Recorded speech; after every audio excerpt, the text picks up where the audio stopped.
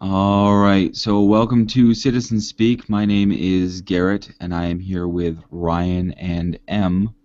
Hello. Today we are going to be talking about the 2016 Republican candidates, a little bit about the Democratic candidates, transgendered children and their rights and their families.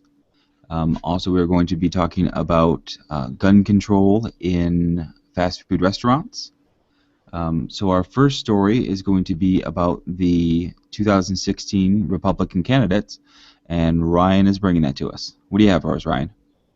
Hello. Well, I think there used to be a very clear front runner in Chris Christie, and it looked like he was basically the Republicans' Hillary, like he was going to absolutely dominate. And then he's had this Bridgegate scandal, and all of the establishment money that actually picks in the primaries has like left him. And so now they're mainly looking at Jeb Bush. They don't like Rand Paul that much. They think Ted Cruz is too crazy. Um, it looks like Mitt Romney has kind of flirted with possibly getting back in, but I don't think he'd ever be able to get the money behind him again. So it looks like they're kind of pulling for Jeb Bush, and I think they're also. I know the Florida governor, I forget his name. It looks like he's interested too. He might be able to pull the, real primary. But I think it's really interesting because I don't think Jeb Bush could win a general election. He's got the Bush last name. He's very milk toast, boring, and well, actually for a Republican, he's kind of sane. Like he said recently, like we shouldn't hate illegal immigrants or something like really benign like that, and like he got so much shit for it. Yeah, that So he would never win the primary. well, that's the thing. Like he went with the activists, but I mean, nobody thought like none of the activists wanted Mitt Romney. Whoever has the money will win the primary. Okay, that's a fair point. Um, But yeah, like he will not be loved, and that's the thing. right. Like he may win the primary, but since he won't win the actual like hardcore activists, they Mm. won't turn out the way they need to against somebody like Hillary. Well, in the last election, I kind of thought that Rick Perry was going to go somewhere at the very start, just because there was so much excitement about him. He was Yeah, an idiot, hands down, an idiot. But everywhere you turn, people are like bowing down to him and going, "Oh, he's so awesome!" yeah. Really?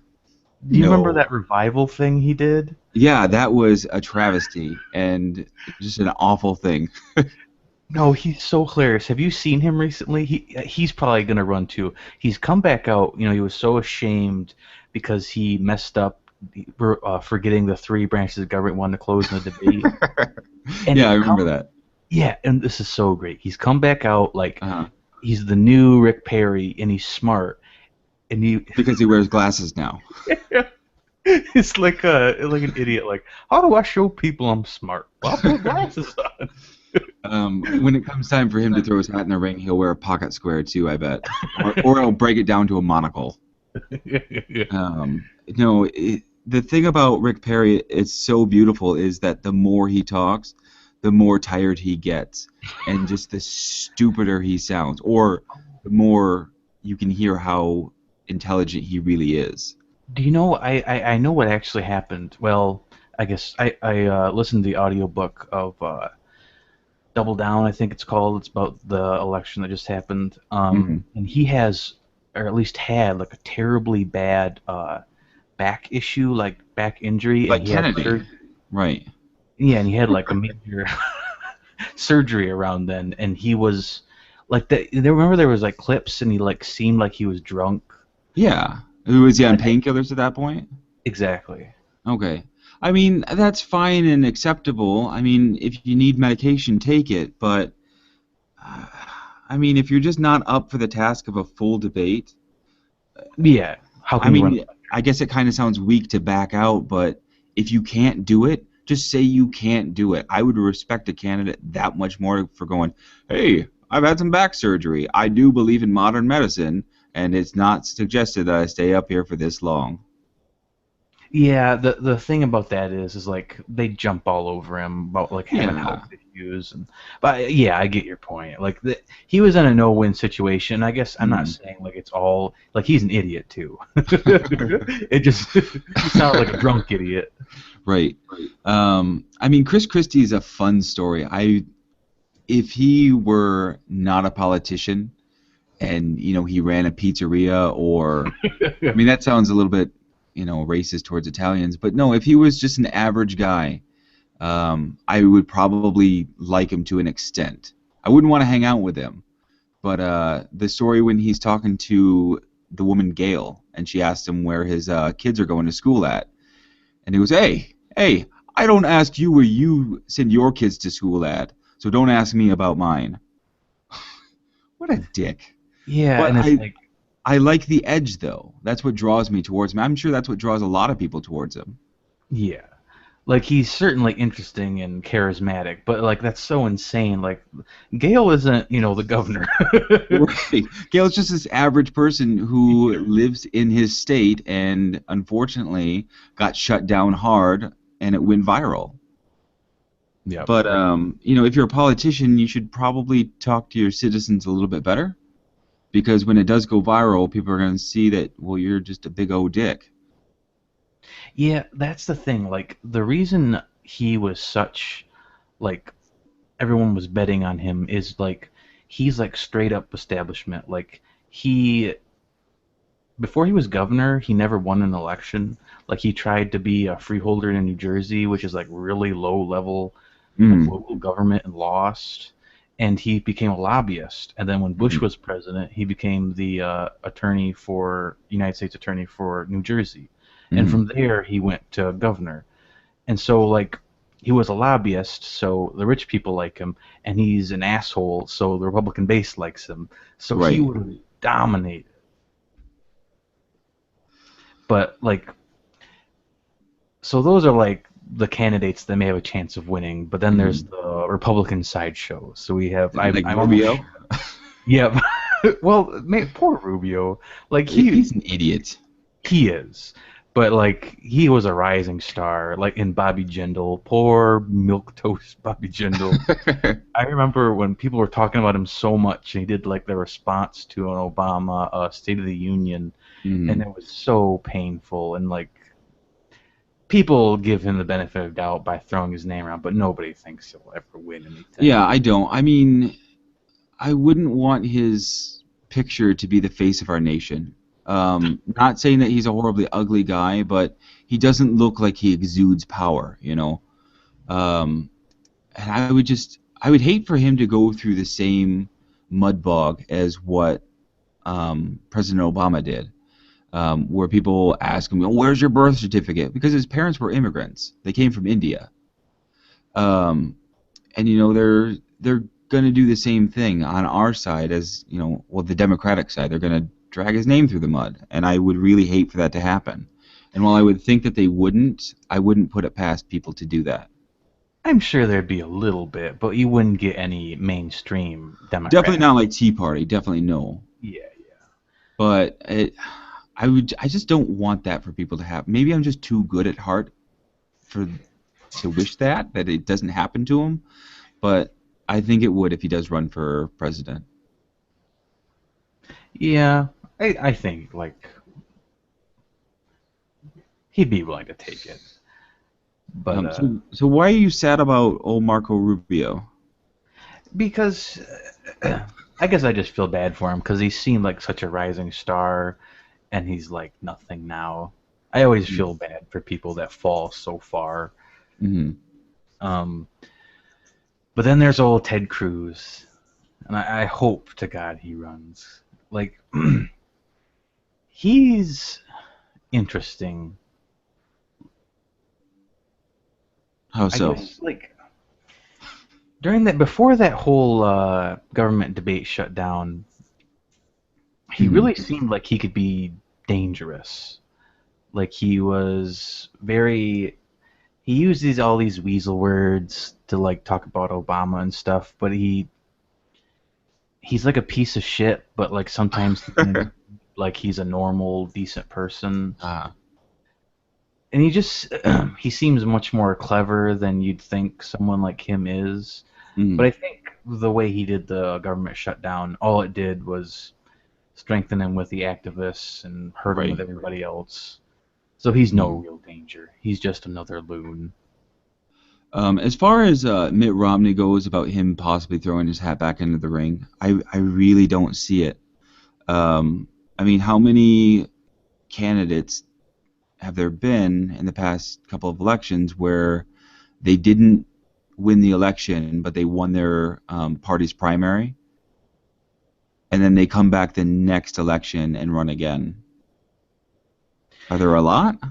There aren't a lot, but it has happened before. Okay. I mean, yeah, I mean, I'm sure it has, but I mean, I really don't see Mitt Romney going through it all again. I mean, I just imagine all the stories that'll pop up of what he's been saying about the American people since he, went out of the spotlight. How many more banquets has he done where the waiters have recorded him saying that the American people are pieces of shit? So, I mean, Yeah, that boggled my mind. As soon as that came out, everybody was like, "Oh no, I kind of forget." No, no. If you call the people who are voting for you and giving you money a piece of shit, well, you probably shouldn't deserve to represent them. well, he was saying that about everyone that wouldn't vote for him. Like literally half the country that wouldn't vote for him. Right. 50, like what, 57%? Yeah. Yeah. But I mean, you don't sway people to vote for you by calling them a piece of shit. Yeah. Because especially, and this is a huge problem that is coming out, is people who are in power, they run their mouth and then they get caught in the act of saying it, like Brandon Eich from Mozilla. Um, Oh yeah. yeah, and then when he gets his wrist slapped, or his entire company, or the people behind these people who are saying these things go, "Hey, we don't support you and we don't want to associate ourselves with you. Could you please leave?" Everybody, it seems like on the right side, is going, "Well, he has freedom of speech." Yeah, he does have freedom of speech to say whatever he wants, but at the same time, he's in a position of power. And he needs to understand that when you are in that position, you kind of have to toe the line. Yeah, I mean, when you're a CEO, you represent the company. So if you Right. have beliefs like that, especially in the sector, that one, I'm a little like I do think he should have went, but like I have moments of sympathy because like he wasn't like it was a campaign donation and Mhm. somebody in the IRS leaked it. Like that's some shady shit. But still, he donated anti-gay marriage. He can go Right. whatever. But then there's also Donald Sterling, and people are outraged that he was forced to sell his holdings on the Clippers. That's mind-boggling. You can't be that big of a racist and own a team that's primarily African Americans and think that that's okay to say. And then when people get upset with you for saying it, what? Oh, I didn't know. I was raised in a different time. No, asshole, you're 87 years old. You've seen the world progress farther than anybody else has. You've got to see African Americans get rights. Hell, he's been close to seeing women get full rights from where they once were to where they are now. So he sees all that progression and he's still like, no, you know what? I'm still going to be a racist. You Yeah. don't get to own the Clippers. It just doesn't work. But it doesn't really hurt him having to sell his shares. He made millions of dollars off of that. Yeah. Millions of dollars. But I'd rather have him out of power with enough money for 17 lifetimes than him in power still and treating his players and his mixed girlfriend like a piece of trash. Yeah, definitely. And that was the best thing is when I first heard the story, I didn't know that his girlfriend was mixed. Mm. Um, and then you see pictures of her and you're like, wait a second, that doesn't quite add up. And then you find out that he's actually married, Yeah, not yeah, to yeah. this woman, but he's married already.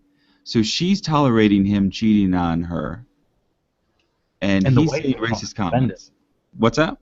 And the wife has since come out to defend him against the rape Yeah, charges. That's so.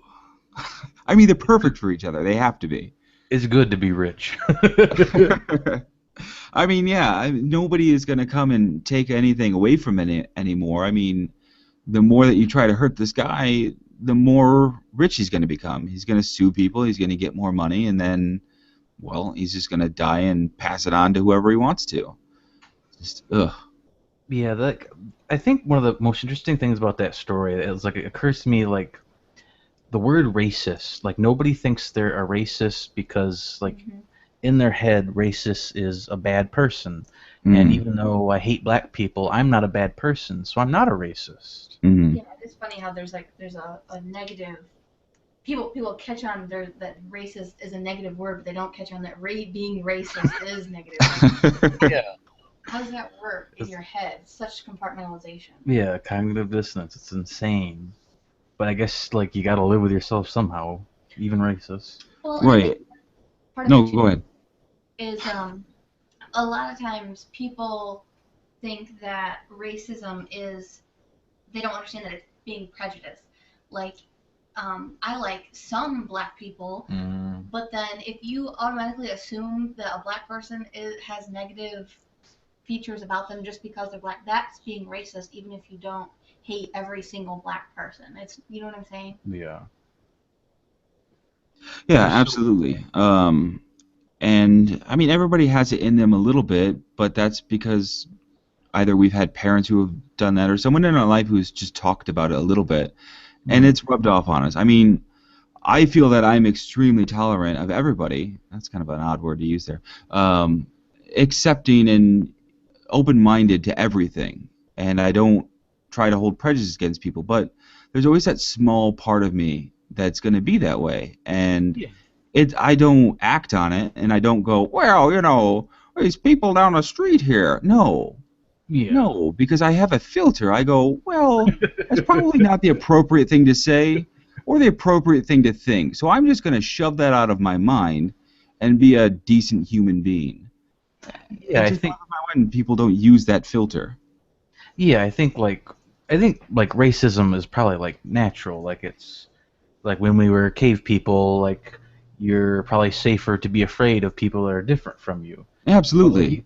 yeah, it's like you said, like you just like it's probably natural for us to rape and kill each other too. It doesn't mean we should do it. We gotta fight with our natural instincts. Not that I have an instinct to rape. Oh shit. uh, But I think a lot of times, like you hear people say things like, children are not born racist and things like that. And I think what their main point is true, but I think it is natural even for children to notice differences and to be afraid of things that they're not familiar with. Yeah. And so I think that on that level it is different, and I think especially in small towns where everybody is the same race, I think a child would naturally notice somebody of a different race or who dresses differently or whatever and would be more hesitant of that person just because it's new and different. I think that part is natural. Yeah. So on that point, this is really neat. There was a study done a couple of months ago. Well, the study was released, but they took mice and they had the mice smell a certain flower, and then anytime that the mice they smelt this flower, they actually received an electric jolt. So they became afraid of this certain flower. Hmm. Well, then they had the mice breed, and then the mice they had their babies, but they separated the babies as soon as they possibly could, and they raised the babies completely separate from the parents, completely different room. And Mm. then they had a flower, the same flower that the parents were afraid of. Well, it turned out that all of the baby mice were actually afraid of that flower. So what it shows is that some fears can actually be genetic. So if your parents are horribly afraid of spiders, there's a good chance that you are too.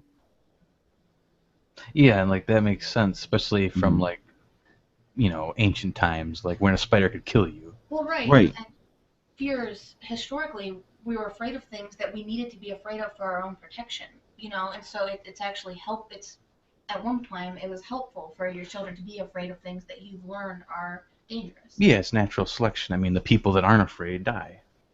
Right. And it's kind of neat because maybe if we were to separate those kids away from their racist parents or people who were racist around them, they would be far less racist when they had kids, and then you could do the same thing.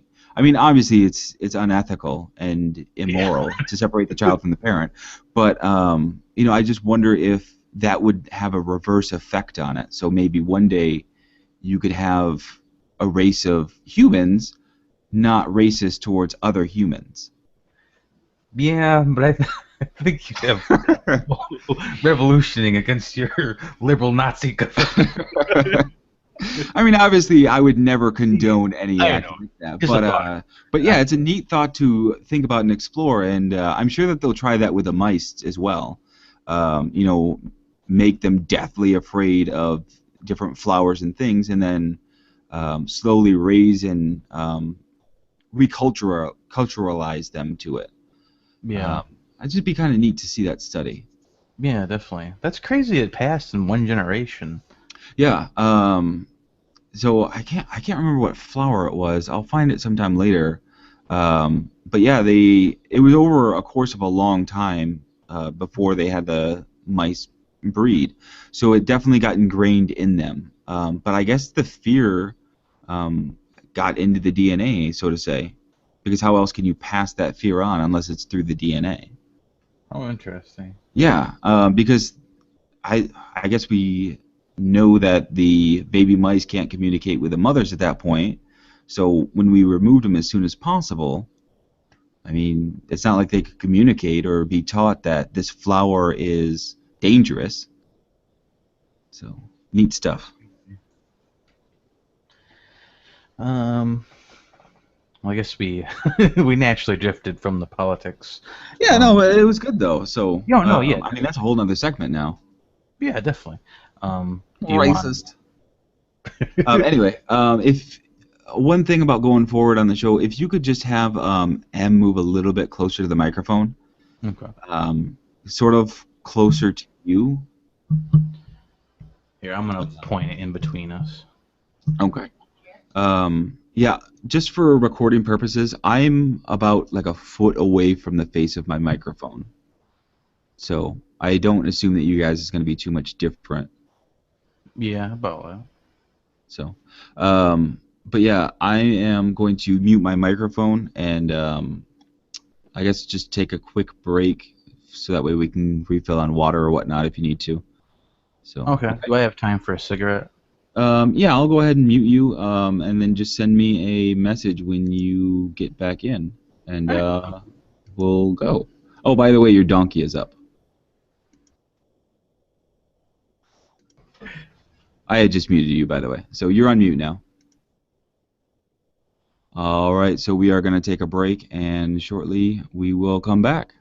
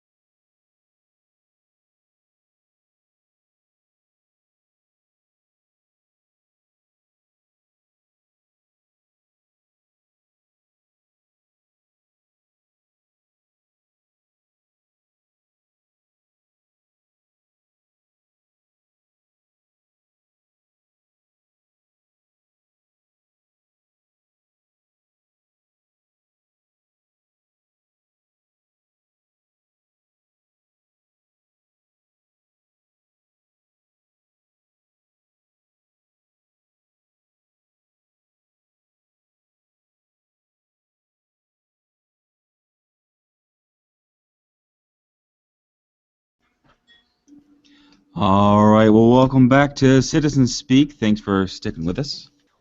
So I was just looking around the internets during the break, and I found something that was actually kind of funny and sad at the same time. Kevin Spacey had sat down with the president of Mexico, President Nito. I believe that's how you pronounce his name. But they didn't plan it. They just kind of ran into each other. Kevin Spacey was down for a tourist board meeting, and well, they took a selfie and they posted it on Twitter. And it turns out that a quote unquote journalist of a Mexican newspaper said that the Mexican government had paid $8 million to have the selfie with Kevin Spacey. And apparently they didn't. Kevin Spacey has denied it the entire time, so is the president. But what would Kevin Spacey need with $8 more million from Mexico? That's just absurd to write about, and it's our form of journalism spilling over into the rest of the world, so that way this person can now make a name for himself. Except for he's now going to be writing for Vanity Fair or some lowly magazine instead of an actual newspaper or news station. Just so absurd. How bizarre! Like, Yeah. it's so funny. Like in politics, you can't let anything go. You have to tax somebody for anything they do. Right. I mean, they clearly didn't plan it. I mean, they're not like with a good photographer or anything that I'm seeing as far as the pictures go. It looks just like a cell phone picture that's being taken. Um, and they're just two dudes just sitting down, just talking about stuff. And it's just so absurd. Just a dumb story. But I thought I'd share it with you that I found it. So. Yeah, like I can see like something happening like that, but certainly not for $8 million. No. I mean, I doubt Kevin Spacey would charge anybody $8 million, let alone any money for a selfie if he just ran into him. Yeah. But I could be wrong. I mean, Kevin Spacey could want a lot of money. No, but I doubt it. Anyway, so the next story that we're going to talk about is transgendered kids and I believe the rights. Correct, Em? Yeah. We had watched two different, like, kind of mini documentary shows on YouTube. One of them is called I Am Jazz, and the other one is called Living a Transgender Childhood. They're both boys who have transitioned and are living as girls. Jazz was 3 when she transitioned, and the child in the other one, her female name is Josie, transitioned at 6, and they're both facing puberty and start getting hormone blockers. Um, I just thought it was really interesting because in the one about Jazz, she's very confident with her choice, and she's really dead set on the hormone blockers and everything, and it just seems like a happy story, and it seems like they're just doing what is logical to do. Mm-hmm. Whereas in the other one with Josie, they get ready to do the hormone blocker, and then she says, "But maybe I'm going to grow up and be a man." And it just in an instant, it's so clear how unsure she really is. And then, the next clip that they show her, and she's right back to being sure that she doesn't want to be a man, and things like this. But even just that moment of doubt is just interesting and fascinating to me. How once kids hit puberty, parents are feeling like they have to make a decision for their kids' entire lives when, most of the time they're like between 10 and 12, and who really knows much about who they are at that age. Right, It's right. fascinating. And that girl, like she later said that it was because she didn't want her mom to be sad like her dad was when she first, you know, Mm-hmm. realized or thought that she was a girl, Mm-hmm. which, makes sense, but then how do you know if that's really what it was? And it's got to be so hard being the parent of a kid like that, because how do you know if you're doing what's right and like helping them be what they feel they are, or if like maybe somehow you're leading them to it by trying to be supportive. And Mhm. I think both of them, neither one seems like they're doing it intentionally. And I think Yeah.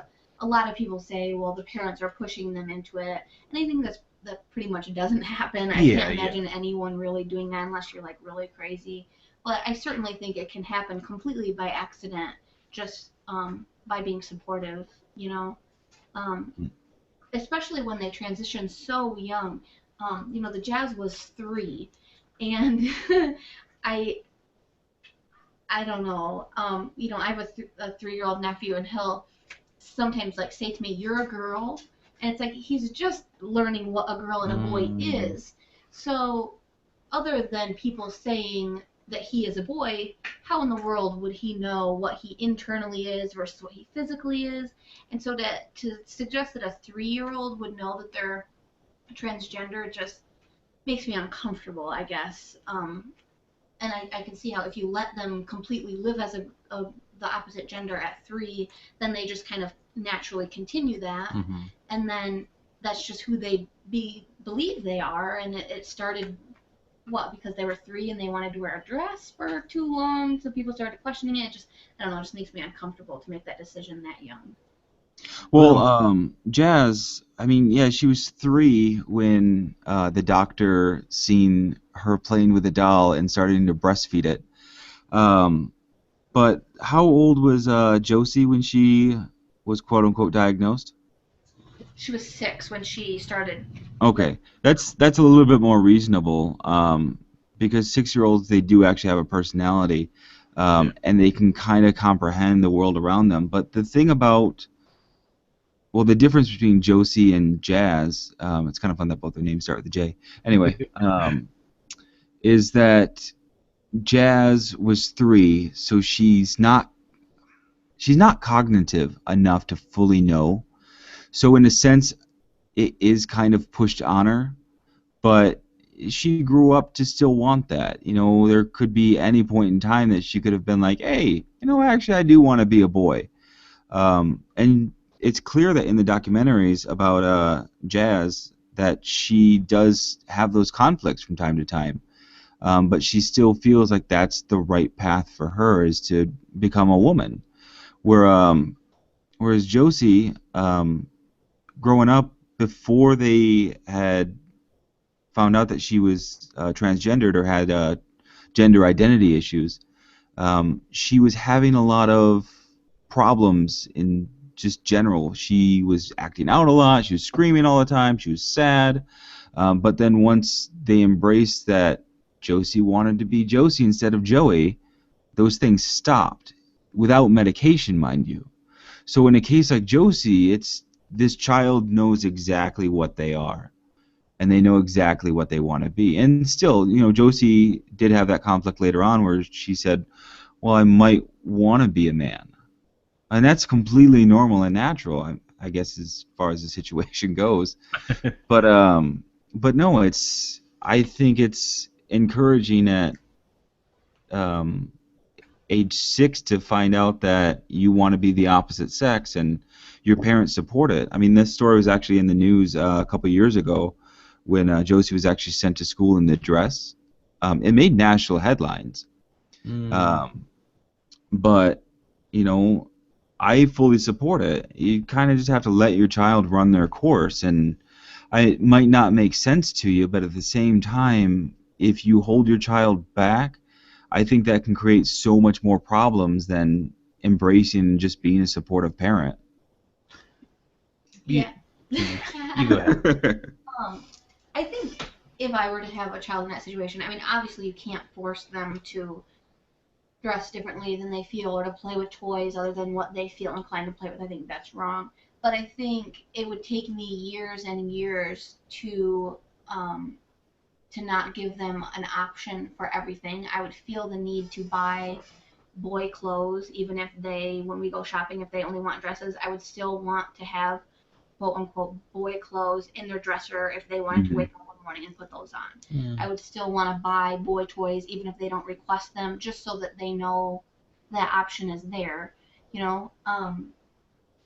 But I think it's possible in the the jazz video, she goes and speaks with transgender adults, some of them who seem to be like past middle age, Mm-hmm. who said to her that they knew from a very young age. And I certainly think it's possible. I just would be afraid of just my 3-year-old says that he's a girl, and so he's a girl, and we're just gonna just completely go ahead with that and not ask every step of the way. Well, I think Garrett kind of raised a good point. Like, if it comes down to it, like, if a boy wants to be a girl and not really a girl inside, like, it doesn't hurt anybody. Like, it could hurt them, but it's not them, it's society around them. And so, like, I have conflicted feelings about that. Like, the biggest part of me is like, screw society. Like, you don't have to conform to other people's expectations or under the threat of them hurting you, like, emotionally. Mm-hmm. But at the same time, you have that strong instinct where I don't want my child to be hurt, even if it's By being who they are. yeah, exactly. It just I don't know. Like, I really, I kind of like what you said about, like, giving them both options, but then, like, part of me wonders, like, what does that say to them? Like, if you did that, Yeah. you'd have to really communicate to them that, like, I understand and respect your decision, but I just want these options to be here. Like, if you just did it and didn't say anything to them, I think that could be harmful. No, I think that's probably the best course to go about it, because I'm sure that there's a lot more parents out there. There's probably not a high percentage of them that are in this situation, but they just don't know what to do because there's not Yeah. much documentation on it. So if you do give your children that choice, you don't have to force it on them, but if they do feel that they're a different sex than what they are, just explain to them, you have some conflicts going on inside, and who you are is beautiful. And I'm going to support you in that because I'm your parent. And if you want to be a girl, be a girl. If you want to be a boy, be a boy. But I'll have clothes for you and toys for you on each side to an extent. But whatever you're going to gravitate towards more, that's what I'm going to support. It's I don't know. It's just parents need to just be supportive, and if society thinks that it's wrong for a kid to be a girl if he's a boy, or be a boy if she's a girl, who cares? They're not the one who's raising the kids. They're not the ones who have to deal with the temper tantrums and have to deal with the screaming at night or the attempted suicide attempts as they get older. They don't have to deal with any of that. So as the parent, as long as you're supportive and just explain it to the kid, it's completely fine and natural. I think the unnatural thing would be to be unsupportive. Yeah, and I think, like, that's another good point. Like, if you try and, like, stop them, like, trying to protect them from society, what you're going to end up doing is just you hurting them, and probably much more than society would. Absolutely. You'll stunt them and you'll say, well, your uncle over here doesn't approve of it, so whenever we go to family occasions, you have to dress like a boy. Or, yep, we're going to another family get together. Time to put on your boy pants. It just shows them that even Some, in the safest environment that they have, they're still not safe to be themselves. yeah. And one of the biggest things and even if you look at kids who are homosexual, as they're growing up, if they don't live in a supportive family, it's really tough for them, and they probably won't come out until after they're secure in their own life after they move out, just because they're afraid of what their family's going to say, because they don't feel support. So that's why you have a lot of teens who are actually homosexual who commit suicide because of those reasons. There's not enough support for them at home. Something else that struck me is I think it's really shallow to paint certainly toys, but even clothing as a specific gender. Mm-hmm. When I was little, I was short and chubby, and so I would buy, but when I was like, I don't know, maybe between 5 and 10, I would buy boys like just carpenter style jeans because boys' jeans are shorter and rounder than little girls' jeans are. Uh-huh. They're skinnier and taller, and they fit me better. And I think because I was a girl, nobody blinked an eye because I would still wear like a girly shirt, and so I was wearing boy pants. But isn't it stupid to? And I wasn't wearing them because I wanted to be a boy or because I was a tomboy, but that didn't have anything to do with it. They just fit me better. And so I think if you have a transgender kid, earlier I was saying like you would buy the other toy, but I think you would just buy whatever toys interest them. And Absolutely. that is from the boy aisle or the girl aisle is stupid. Just like if I had a little girl who wasn't transgender but who wanted Hmm. cars or wanted whatever, you buy them and it doesn't even cross your mind that it's a boy or a girl toy. So I think when you look at transgender, we start seeing gender where there shouldn't be any. Yeah. Right, absolutely. And about the colors on certain things of, oh well, it's pink, so it must be a girl thing, or it's purple, it must be a girl thing. My son's favorite color is actually purple. Not like a dark plum purple. No, just like bright purple. And I remember earlier this school year, he comes home and he said that he doesn't think that he should have purple as his favorite color anymore because it's a girl color. Oh, And this wow. has been his favorite color his entire life. Well, it turns out that an adult in his life had told him that purple is a girl color and that he shouldn't like it. Wow. I told him that's such a silly thing to think because colors aren't boys or girls. They're just colors. So, we kind of talked about difference between boys and girls and the colors of things, and he now loves purple again, and he loves gold and yellow and pink, and he likes the colors that are typically more girlish in society's eyes, but I support him on that, and for that reason, he talks to me about everything, and it's kind of along the same lines. I mean, it's not because he's not transgendered, but um, you know, colors aren't sexualized. They don't have a sex. They're just colors, and it's so pig-headed, and people go, "Wow, well, this is a boy color because it's blue," or it makes me feel more masculine. No, that's such a cavemanish way of thinking. Man, you should tell him purple is Samuel L. Jackson's favorite color. That's why his lightsaber. Like seriously, that's why his lightsaber is purple in Star Wars. Yep. No, I was talking to somebody, it's probably been a couple of years ago now, but Lego had come out with this line called Lego Friends, which is these like sets of Legos that have little Lego Barbie doll, or I don't think they're actually Barbie, but they're more or less Barbie little dolls Mhm. in them, and they're kind of the sets are kind of generally more feminine things like I don't know, like playgrounds and swing sets and things instead of more boyish designs. And this person had said, I'm so glad that Lego is finally making girl toys because I liked Legos as a kid and they didn't make anything for me. And I think people think that way now. And even little tykes, like little cozy coupe pedal cars, um, like little tyke swings now come in pink. And a Yeah. lot of people who have little girls, if there's an option between blue and pink, they all buy the pink now. But when I was little, there wasn't a pink option. There was like usually like little Tykes' thing is they do red, blue, and yellow combination things, which are just kind of rainbow kid colors.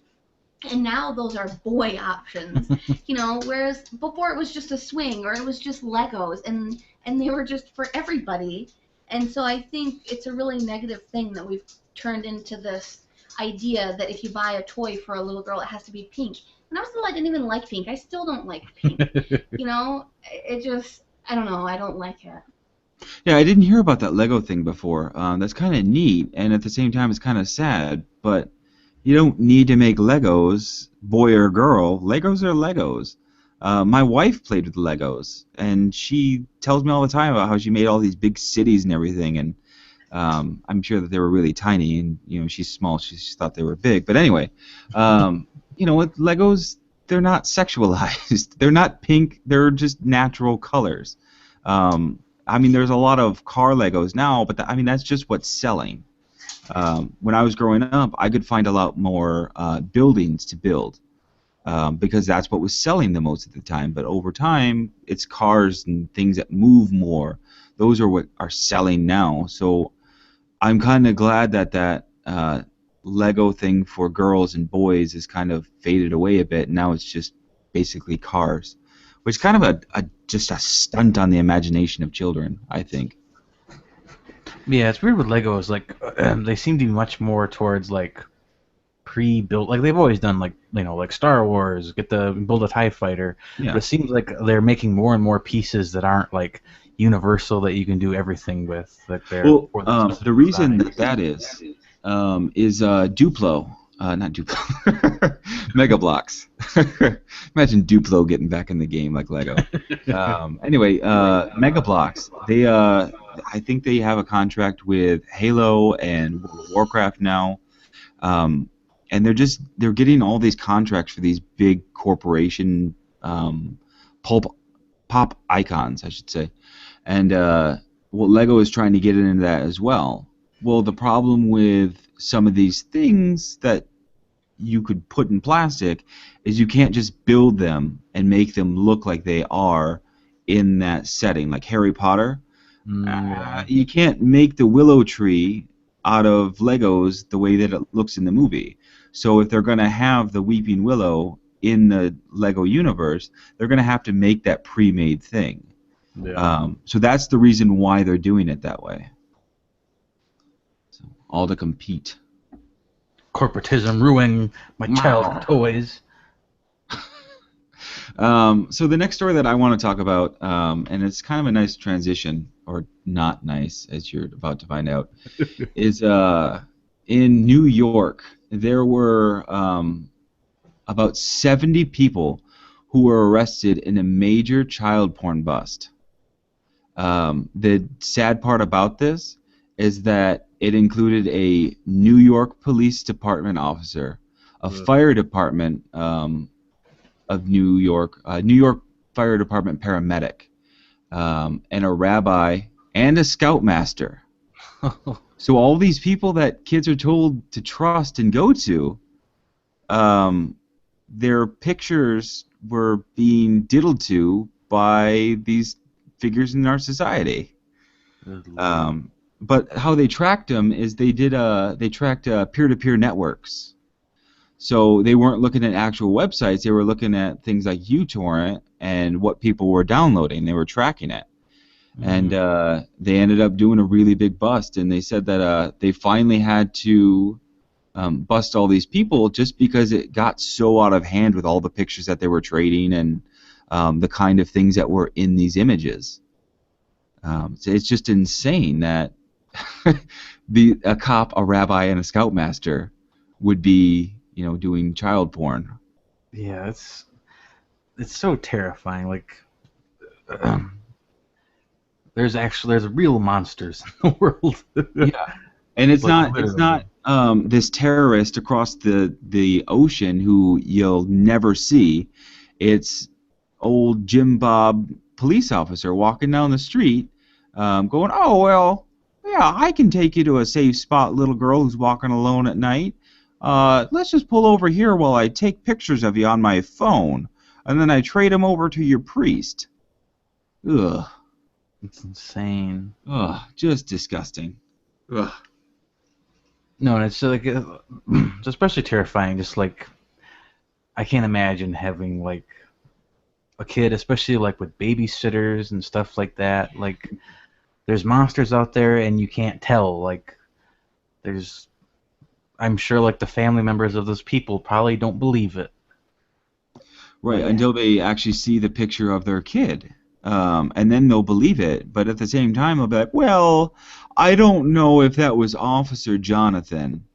Well, yeah, he seems like a pretty good guy. Yeah, I meant like the family members of like even the officer. Like, oh, like, yeah. you have people like that in your fucking in your family. Like, Mm-hmm. And that's the crazy thing is, the members of your family, they all have secrets. Not necessarily everybody in everyone's family is going to be a child molester or a child porn trafficker, honestly. But people have secrets, and you don't know really who's in your family. I mean, yeah, you can see them once a year in your family get-togethers or at Christmas, but You just don't know who's out there. And if I had a little baby, I don't think that I would trust him with necessarily all of my family members. Not to say that they're villains, Yeah. but you just don't know. And the best way to not have something happen is to try to put measures in place to prevent them. But you can only go so far. You just have to kind of rely on the goodness of people in the end. You gonna say something? Um, when I've read before, like in like child development books, because of course if you take any kind of classes like that, sexual abuse is something that you have to be educated on because it happens so much. The statistic that our textbooks said was that for girls, by the time that they hit age 8, 48% of them have been abused already. I can believe that. Yeah. I mean, why would a college textbook He be- said I can believe that. Oh, I thought you said do you? No, I can believe that. And it's just insane that that number's that high. But But- yet there's hardly any education on it for the general public. Well, and I think so many people, when they think about sexual predators, they think about people who they see in the news, or they think about some creeper like standing off at the corner of a playground who's gonna like come kidnap their kid or Mhm. something like that. And most of the time, that's not the case. It's your babysitter, it's your neighbor, it's your uncle, it's your grandparents. You know, most of the time, it's somebody that you either are really like is a family friend or who is related. Mhm. And I think people don't really realize that. Yeah. Ugh. It's just Um, terrifying. Yeah, it's horrible and terrifying to talk about, but at the same time, nobody's really talking about it. There's a couple of news stories every month about something like this happening, but for the most part, it's up there for a hot second and then straight back to the archives. Um, and that's a huge problem with our society is we don't shed light on things like this as much as we need to. Um, Yeah. One of the other stories that I was going to talk about is it's kind of related to this, is about teachers abusing their students sexually. Um, CNN, they had a page up and they showed 48 different teachers who had molested their kids, well, their students. Take a guess on if it was more men or more women. My guess would be women because if you look at teachers, there's a higher percentage of teachers who are women. That's interesting. What do you say, Ryan? My gut instinct would be men, but it seems like there's so many women in the news now. Like, it seems like every week there's a new woman teacher that's attractive that's raping her students. So I'm gonna guess woman too. Yeah, it actually was women, yeah, it is because there's more women teachers. But out of all of these women that were on there, most of them were actually fairly good looking as far as society standards go, and that blew my mind. I would think of this snarly teacher who is having trouble getting laid, wanting to abuse her students. No, they were actually fairly good looking women. It's just so bizarre that they would need to abuse their students like that. Maybe it's a power thing. I think that's kind of the flawed logic to think that people who abuse children that it's because they can't get with an adult. I mean, you'd have to be a huge social outcast to not be able to go to the bar a few times and eventually find somebody to sleep with you. Especially being a woman. Yeah, especially being a woman. It's that they prefer that, it's their whether they prefer it for control or power or whether it's because they just aren't sexually attracted to adults or whatever. That's their preference, I think. Right, but the odd thing about that is, okay, so let's say that I'm drawn to being dominant sexually. Well, there's websites out there where you can post that you want to be dominant over somebody else, and hundreds of people will respond to you, thousands if you're a woman. But I don't get why you would need to resort to the students. Is it because they're that much more helpless? and you're kind of like persuading them into it. I That's what think doesn't click for me. I think it could be an age thing too. I think a lot of times, especially when they're attracted to teenagers, it's because emotionally they're that age. Hmm. And a lot of these teachers, like, they're like in their 20s or 30s, and it could be they haven't like grown up in their minds since then, and it could what I never thought about that, and it just freaks me the fuck out. yeah, and like that's what Ugh. the doubly like creepy, like sad, tragic thing about child rapists is it's almost not always, but a large majority of the time it's like they've been abused somehow or something's like wrong. Like even these monsters were once innocent children. Yeah, and they've just kind of become what's happened to them. Yeah. Yeah, but the teacher that just recently got arrested for it, she was actually 25 years old. So you're pretty spot on about that. Hmm. And most of the women that CNN had shown were in their mid 20s to early 30s.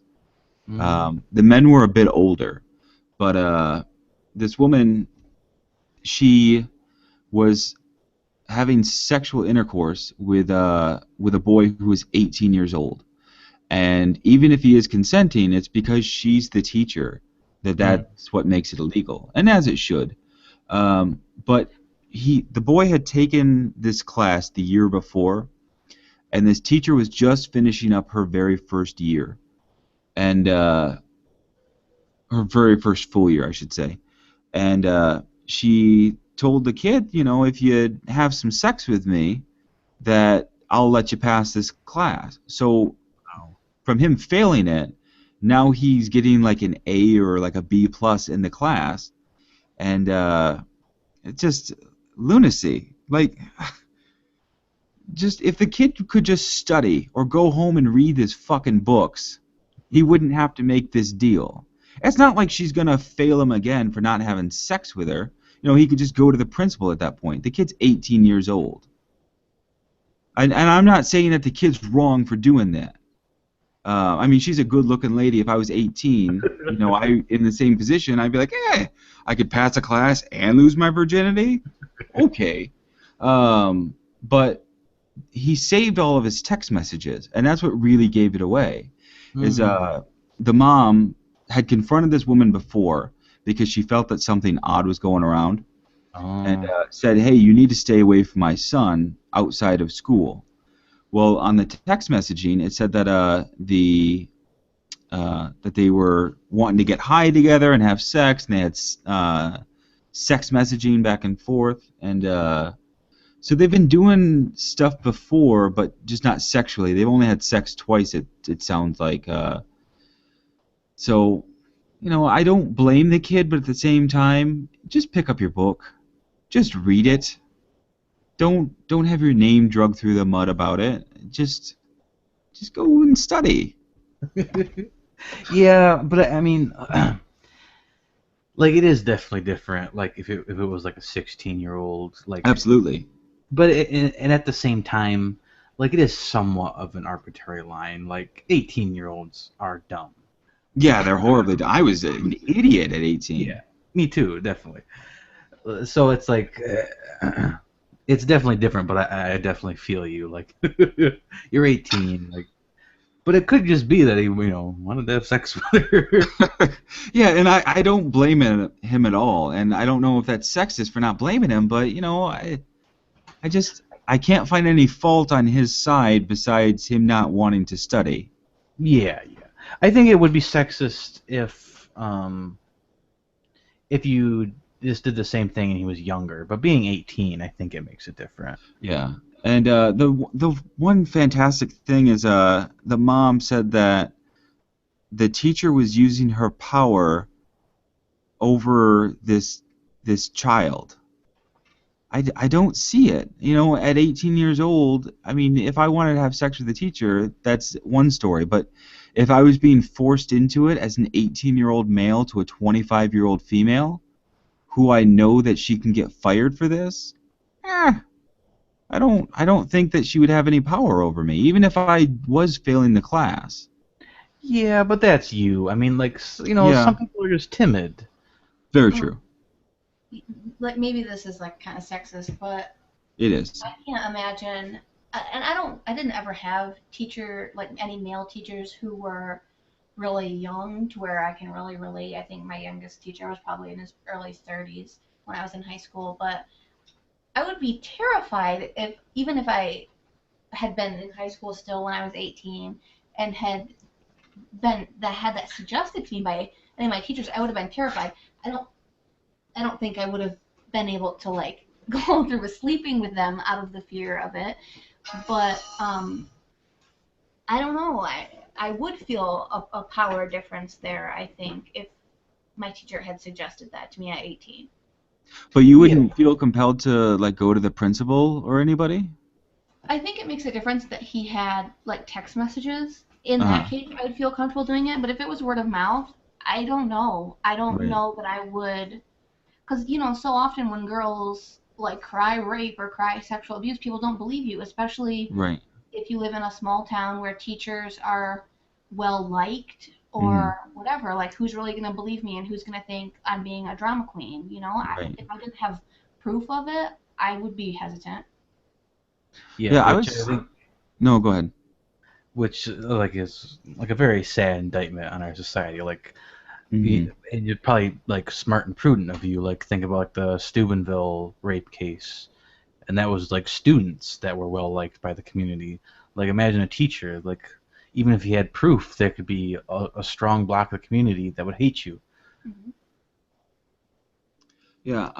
I was talking to my wife the other day about this and about people not believing women about rape, and it is such a horrible thing in our society where we still say, okay, yeah, women are equal, but if you say anything that's going to be damning towards anybody, we're not going to believe you unless you have really hard proof. But, I think it's easier on men if that kid didn't have any proof. If he would have went to the principal, I think that they would have believed him and they would have taken action. Um, But I think, in the case of a young schoolgirl, if like what you're saying, Em, if she doesn't have proof, they're probably not going to believe her, and it's going to make things even worse for her. That's such a horrible thing in society. Yeah, I think there's that prejudice against like teenage girls about like being drama queens or whatever. But I think boys have a prejudice too, and I think that prejudice is, well, he must have wanted to sleep with her. Whereas if you hear a girl saying that a male teacher approached her about having sex, your reaction isn't going to be, well, she wanted to sleep with him. Sorry, I should. Right. And yeah, like I was saying earlier, I probably would have sex with that teacher. But I think it's kind of odd that it's not actually okay to say that, but that it's more tolerated, Yeah, that the 18-year-old boy can go, oh yeah, high five, you had sex with that teacher, good job, man. But then the girl who does it is, oh well, you need to go hide in a closet because you're dirty. yeah. Hmm. Society, especially American society, still has major issues with female sexuality. It is really strange. Like, it seems so counterintuitive. Like, Mhm. seems like we wouldn't want to be ashamed of female sexuality because it would make it flourish more. But Right. I wonder where that comes from. Why does it make so much of our society uncomfortable? It's just like what we were talking about with the mice. It's just been ingrained into human nature so much. And we've made giant leaps and strides over the past 50 years for women and their sexuality and their rights. But it's going to take a long, long time for us to get to where women are actually equal sexually as men are. In the Yeah. bedroom, it's one thing, but out in society, it's completely different. Like, and this is kind of stepping over the line maybe, but women aren't allowed to go topless. I don't want my wife to go out topless, but that's because I don't want men looking at her boobs. But I think that she should have the right to. But no, if she does, she gets arrested for it. I think the idea of our society shaming women for being sexual comes from what you were just talking about. I think it comes from the fact that men want their women to be crazy for them, but the idea of them being a sexual creature in general, of being a, that's like intimidating for them, because if she's sexual in general, well, then she might be interested in other things and other people as well. Right. And so you want Yeah, them to there's. not be Oh, go sexual ahead. except for you, I think. Mm-hmm. Yeah, I mean, there's still female circumcision going on in the world. And people go, oh yeah, no, that's what that culture has been doing for 5,000 years. So it's just what they do.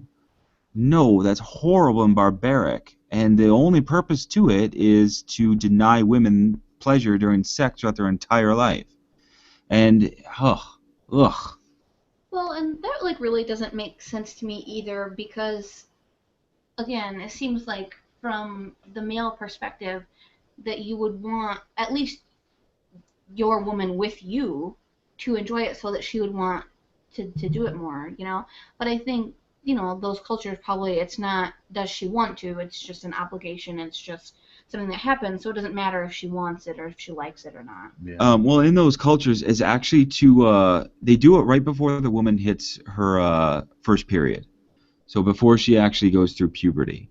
And it's to prevent her from actually wanting to go and have sex. So that way she's a virgin when she does get married.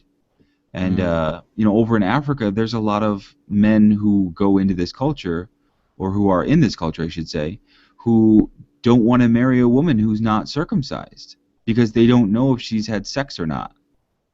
And also, it's to deter her from actually cheating on him throughout the entirety of her life. Do you know if like you said, like it's always been there, or was this like spurred on or made more popular by the AIDS crisis? No. This has been around for the past 5,000 years or so in human nature. So Because it would kind of make sense if it came about because I mean, if you have like AIDS like rampaging through your country, you'd probably want a virgin, but yeah, it I also mean makes sense. Creepos just want to yeah, yeah. I mean, it could be a clever scapegoat nowadays to go, oh yeah, well we want to protect against AIDS. No, you're just a sadistic asshole who wants Yeah. to damage his daughter or other people's daughters. Yeah, wear a condom. But I guess But it doesn't really make sense if it is a culture where women are just expected to have sex because it's an obligation kind of a thing, because then if they're obligated to, they're going to have sex. I think it almost puts it at a higher, if you make more of an importance of it, then it's going to be more, if you're a teenager, you start dating somebody, the more important sex is, the more obligated you feel to give it. You know what I'm saying? right, but in this situation, they're telling women that if you do have sex with anybody unless you're married, you're a whore, and you're probably going to get stoned to death. So that's the big part about it, and it's just so backwards that our world is still like that, even in the remote parts of the world. Yeah, it's insane. Like we think we're in such modern times, but we are in a way that's very uneven. We are so far from where we honestly should be, and Well, when you talk about what, go ahead. I don't know about that. Like we haven't humans haven't been around that long, cosmologically. Six Or thousand even years. I just said yeah. But even as a species, we're fairly young. I know in our personal short lifetimes, it feels excruciatingly slow. But I think when you really I think in all actuality, it's going really, really fast. It just seems so slow as a human being, and it should go faster. But I think I think we should not be completely discouraged, because I Yeah, think and I'm not for the most part, because you look at how long the internet's been around and all the amazing things that have happened since we've been able to instantaneously transmit information from one side of the globe to the other, we've made leaps and bounds that would have taken us another 50, 60 years technologically. And it's just kind of, it is discouraging that, women are still getting circumcised against their will. But I guess I see your point that there is hope. It's just, I kind of want to see it in my lifetime. Yeah, no, definitely. So what was the next topic that you want to talk about, Ryan? Did you have another one? No, mine was just the election things. Okay. Em, did you have any other topics that you want to talk about? No, I don't think so. Okay. I mean, we've been going on for like an hour, hour and a half now. But one quick, I do want to talk about the fast food thing with people and the guns. I That's so lunacy. I mean, I told you yesterday that the two people walked into Chipotle with their heavy machinery. I mean, they're technically assault rifles. You can go in, you can clear a room, and you can assault an entire city with those weapons. So maybe the nomenclature isn't assault rifle, but they are. And when you see somebody come into a place like that, you're going to be afraid that they're going to shoot it up. Yeah. And about a year ago, I believe it was, there was a man who drove up to a Chipotle in Texas, mind you, and he shot up the Chipotle. And he was carrying an assault rifle. So now when people around that area, if they start seeing people come in there with guns, maybe they're going to think that the same thing's going to happen. And Chipotle now is they're just asking people not to bring their guns in. The same with Starbucks. But I was reading more into it, and the CEO of Starbucks, he actually had put out a statement. Let me pull up his name. But he said that the gun enthusiasts, they come in and they get their coffee and they get their bagels or what have you, but they don't just sit there with their guns and drink their fucking coffee. They go up to other patrons and they go, "Hey, isn't this cool that I have a gun? You should have a gun. You should know your rights." Oh, wow. Yeah, it's not just them hanging out with their fucking guns. It's they're waving it around in other people's faces. And that's really what gets me so fired up about it. Is, yeah, I support you to have any type of gun that you want. Go for it. If you want a fucking flamethrower, I'll support you on it. But don't goddamn dare bring it into a Chipotle, you ignorant fuck. Oh my god. I don't. For the record, I don't think people should have flamethrowers. Well, then you're not American. No, kind of related to this. In like a local Facebook group for my local area, I had seen a bunch of parents posting that there was, I guess, a bus stop where a bunch of kids get off, like elementary school students get off. Uh-huh. And across the street from them, one day, this was maybe 2 months ago, there was a guy carrying a gun, like a rifle-style gun, in his hands, pacing back and forth and staring at all of these little kids as they got off the school bus. And one of the parents had, started the post because she was like scared and outraged that she had to like explain to her kid like what was going on or whatever. And then all of these people jumped on. I think probably more people were on the gun advocate side saying like, well, it was a public place.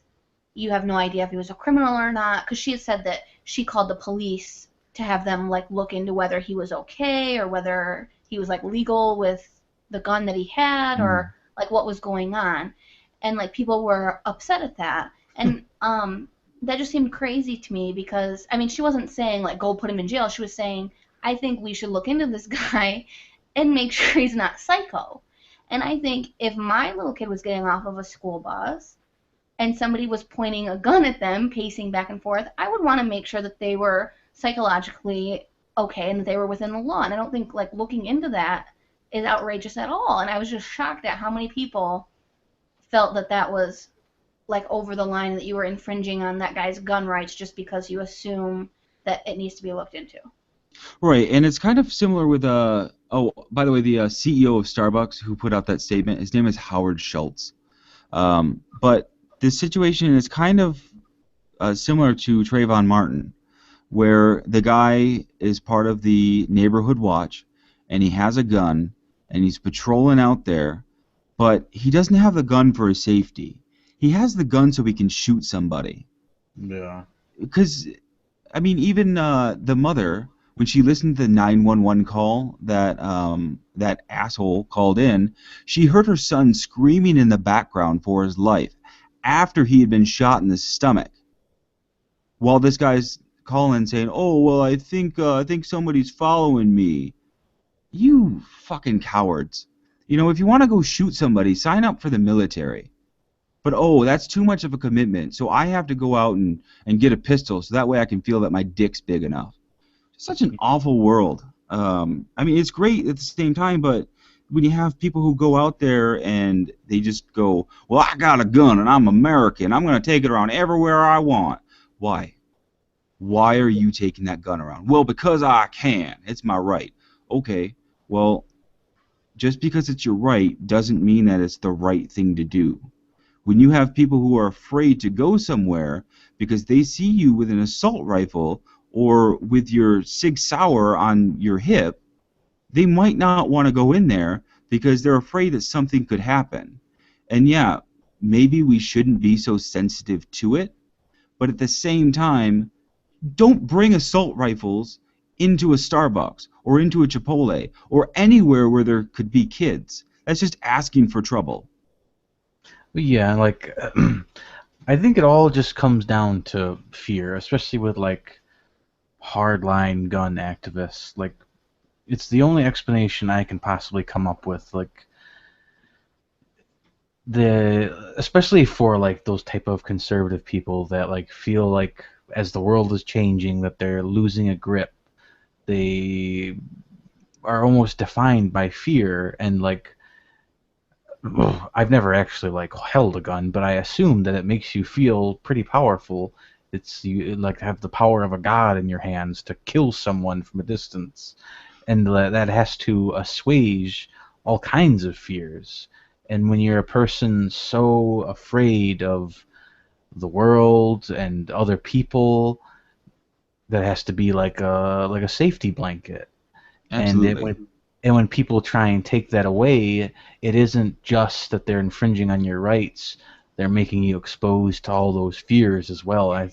Exactly. It's like taking a binky away from a 3-year-old who's had one their whole life. I mean, they lose their mind at the thought of not being able to have it because all of their anxieties are wrapped up in it. Yeah. You know, but no, and I think it was last summer we had went out yard sailing, and there was a guy who had a gun in a like holster on his belt, and it for whatever reason it just struck me that he thinks that there is we live in a very rural small town area.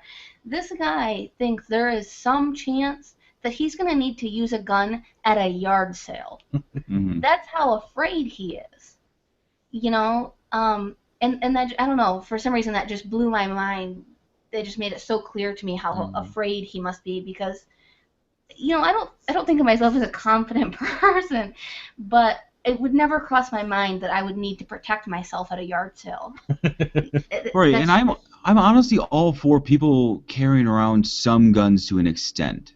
No, I don't want people armed to the teeth, ready to, you know, take on the world if it goes to shit. But I don't see the point in, like what you're saying, taking a gun to the yard sale. Who the hell is going to rob this little old lady doing her yard sale? Is someone really going to come up and snatch her metal box? I don't think so. But even if there are, you know, if there's somebody around there who wants to run after the person, they can. Or she can just lose the $775 that she brought right, in is it really worth and somebody's go on life? with her day and sell the rest of her stuff. But, you know, you got these people out there and they think that, well, if they don't use their rights and they don't flex them, that they're going to be taken away. Nobody's wanting to take your guns away. That's the most ignorant thing that I've heard. People don't want to just go, okay, well, you can't have any guns at all, mister. No, it's your right. You have the right to bear arms. So we're not going to take that away from you. Something that's been in place since the dawn of the country is not going to go away. It's just ignorant to think that it will. I think that also speaks to the level of anxiety that gun advocates have, in that they think that that is a real threat. They really think that Barack Obama is going to come to their door and take their shotgun away. I mean, you have to live in your own reality to think that that could happen. After Newtown, they tried to pass so that limit the number of what's it called? I'm such a not gun person. Clips in a magazine, is that the right? Yeah, they tried to limit the magazine size. That's what you're looking for. Yeah, and they were, I guess right now you can sell up to 30, and they were looking to limit it to 10, and it didn't pass. And that was after a room full of babies got slaughtered. You know, Right. and we can't even agree that killing 10 people at once isn't a reasonable limit, you know? So to think that somebody's going to come take your shotgun is just, you're just paranoid and crazy. Well, I do think like there are like far left people that like argue that is it the Fourth Amendment? Second Amendment. Oh God, that's embarrassing. This is gonna sound like a lie, but I realized it the second I said it. Anyway, Christ. There are liberals that will argue that the Second Amendment was talking about militias and not like your own personal blah blah blah blah blah. But those people are never going to get their way. Like they're never going to, you know. Right. You know, because there's common sense adults like you and I who go, well, you're a little bit too liberal on that. And, well, not liberal, but you're a little bit too wanting to take control away from people. So that's never going to pass. Yeah, and I would argue that even if that were believed to be the original intention, that doesn't mean that it would be logical to try to make that happen now, because clearly you wouldn't be able to get all of the guns. The people who would have them would be the people you don't want to have them, and that would be a dangerous situation. You know, so even if you believed that, just trying to take away everybody's guns wouldn't probably be a logical way to go about making that happen. We're too far into this to go back at this point. Yeah, if you did that, you'd have domestic terrorists. Absolutely. You do now with the Bundy Ranch. You have militiamen. Have you seen the militiamen who are still camped outside of this bigot's house? Yeah. Yeah, they were pointing their guns at federal agents. And they say, well, you know, we're part of the militia and the government's trying to take us over and, you know, suppress our rights. No, you're defending a guy who just didn't want to pay several $1 million off of taxes that he didn't pay. You're fucking morons for defending him in the first place. So I don't think that they actually know why they're there, but they've been there for so long that they're not going to leave. Yeah. But, I mean, with the group that brought the guns into Starbucks and into Chipotle, the president of the chapter actually calls restaurants before his people go there to quote unquote warn them that they're coming. You shouldn't have to call somebody to tell them, hey, I'm coming and I'm bringing my guns because it's my right. No. It's just, that's the wrong way to do things. If it's truly okay, you shouldn't give a fuck what anybody thinks and take it there. But the fact that you have to call and warn somebody that you're bringing a gun, it has to tell you that you're doing something wrong. Yeah.